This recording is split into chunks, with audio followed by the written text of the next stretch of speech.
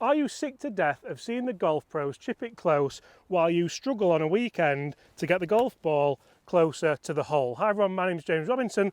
Welcome back to Get Good at Golf. On this channel we're going to help you chip just like that. So what have I done there to help me chip better, help me get it closer to the hole, and what can you do? So generally what you'll see a lot of the time is amateur golfers will have an incorrect setup. Like the setup is so important when it comes to short game. We all got taught this as junior golfers. Right, I want a nice narrow stance, I want my weight left. So far we're ticking all the boxes, that's correct. But then we say, right, I want that handle forwards.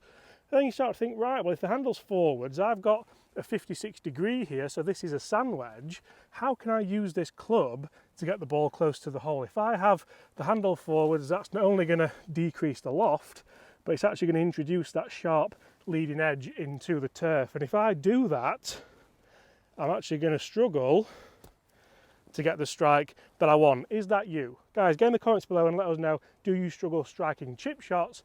Now, you may have seen videos on YouTube as well, you may have had one-to-one lessons where the golf pro says, well, you need to use the bounce, you need to utilise the bounce, the sole of the club.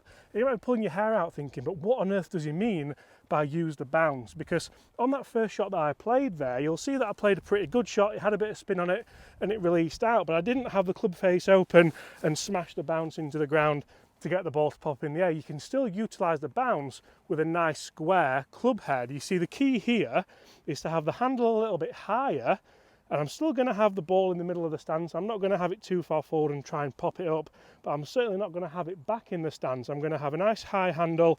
I'm going to have a neutral shaft angle as well. So I'm not going to have the shaft too far forward. I'm not going to have it laid back, just nice and neutral. From here, I can allow that club to work around my body, and you can see I can pick that ball up every single time. It's going to come off dynamically the same. So I can then start to think about using my landing areas. I can start to think, right, if I land that ball just left of the hole there, around 20 feet short, it should check up because I know that I'm going to get the strike, and then from there I can almost read it like a bit of a putt. So if I now know that I've got the setup correct and I'm going to use the bounce here, I can just start to think about moving that club around the arc of the body here, and that's something which we hear about not just on chipping, not just on pitching, on iron shots, on driver shots, even on putting. The club needs to work on an arc, otherwise you're going to really struggle to keep that club face nice and square to where it needs to be. You see, if you take the club away too straight, this is another problem that we see a lot of the time when people are chipping this way. So now all of a sudden, if I want to return that club to the ball, I either have to reroute it down and underneath, and that's something which we sometimes see and people duff it again, or I need to see something where I just hit down on it. So then you try and kind of chip it out.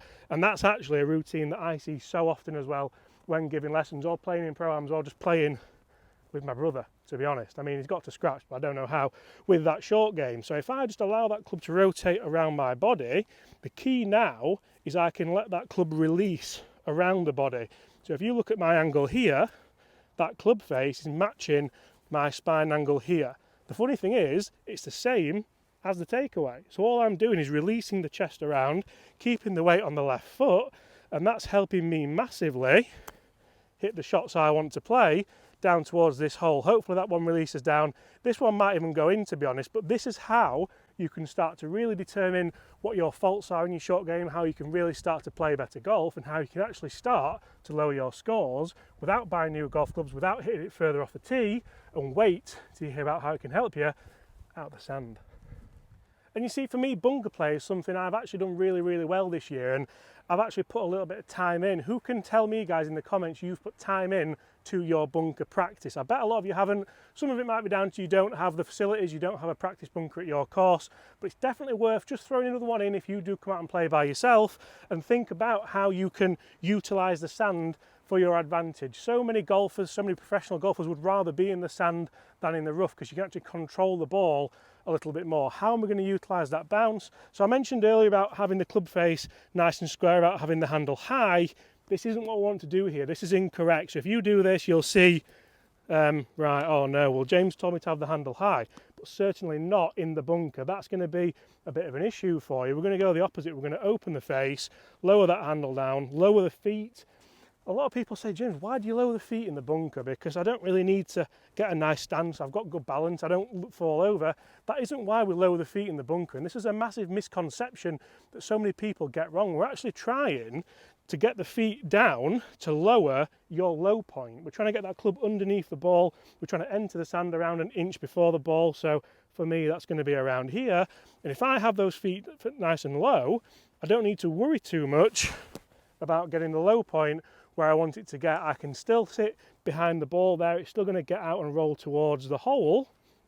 And even in wet sand, it's really important to have that bounce nice and engaged, the handle nice and low, work the club around your body here, and you can see how you start to really get nice and confident out of these bunkers, especially if you're on a par 5 like we are here. That club works around the body still. We're still having the club nice and square to the arc, although because I've set it open initially, it's going to be a tiny bit more open, but my handle still stays square. So you're thinking more about rotating the club than the club head, and the reason why we do this is to make sure you can get that ball nice and high up in the air, roll it towards the flag as we are doing here.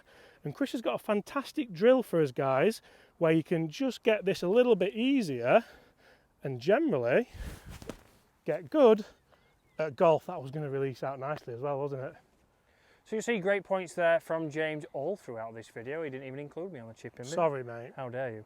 So in the bunker, you'll see there, James didn't strike some perfect, but they still got out and they still went to probably well inside tour average. So the thing is they're obviously utilising that bounce. And then one thing that James did was speed. A lot of speed in there. He was confident in being able to control his low point, and then you can put as much speed in as you want, and because the loft's on and your setup's correct, we're going to get that ball going up instead of going forward. So what we see from a lot of people is, yes, you might control your low point, but the club is closed. The club is square, and again, I've drawn this line in now, which is a great practice thing that you can do in the bunkers for a little bit of productivity, is get in there and start to see, right, here's my... Actually, my low point's not bad there. That was bang on the line, and that's a nice divot. Let me do that again. Right, okay, so I know my motion's okay, so I've ticked that box. I've ticked okay, motion, I know I can control my low point. The problem is there, if I do that shot, that ball is going to go, you can't see it, but there's a bunker on the other side of this green, and it'll be going straight into that. So then instantly you'd hit a couple of those shots, and then what do? You go straight to my favourite club, the 60. You go for more loft, you might go, oh, do you know what? Phil Mickelson uses a 64. I'm going to buy a 64. You go to a 64, you do exactly the same motion, you keep it nice and square. Yes, you might still get some more loft because we've put more loft onto the club. So 8 degrees more loft than this. Right, that might get you a little bit shorter, but that might get the ball coming out a little bit higher and not going as far, but we still struggle on these ones, and we also struggle with that leading edge potentially digging, and we might leave some like we saw with James in here when he was showing what we do start to see. So using that line, after I've got okay control of my low point, I now want to think about that setup James mentioned. So I'm a little bit further away from the ball, I drop that handle and I start to do the same. Right, now we can see my divot is now shorter, so we can see that obviously that club is releasing. I'm slapping the sand a little bit more. You can see my divot is a nice oval there, whereas before, divot was probably double the size. So I'm going through the sand a lot more, I'm digging more down. Here we're trying to get that bounce going under the golf ball. We've lowered our feet to lower our low point, and then we want the loft to make sure we can keep the speed and guarantee that we're getting out every single time. Once I do this, I'm a little bit lower into the sand. I know my low point's good. I can open that club face wide up. And you'll see there, I can get that ball coming out nice and high. I've entered the sand on the line, and I've got a nice small oval divot. So if you're struggling out of bunkers, make sure that you get a line in there, start to control your low point, because once we can control it here, it's certainly going to help you on the chip shots James played before, and if you do that, it's going to help you get good at golf.